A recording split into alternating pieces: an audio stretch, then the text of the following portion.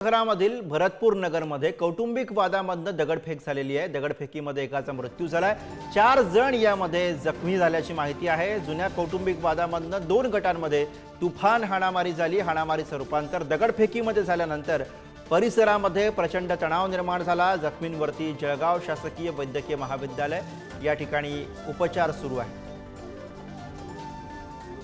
दोन कुटुंबामध्ये भरपूर दिवसापासून भरपूर वर्षापासून वाद आहे। एक दुसऱ्यांवरती भरपूर गुन्हा दाखल केलेले होते एक दुसऱ्यांवरती, आणि आज सकाळी त्यांचा कोणत्या तरी विषयावर भांडण झालं आणि एक दुसऱ्यांवरती मारहाण वगैरे झालेले होते। त्या विषयावर एका माणसांना आता सिव्हिल हॉस्पिटल ॲडमिट झाल्यानंतर मरण पावले म्हणून त्यांनी डॉक्टरांनी रिपोर्ट दिलेला आहे। सविस्तर आम्ही विषयाचं सखोल चौकशी करून जे योग्य तो कलमानुसार आम्ही FIR दाखल करणार आहे।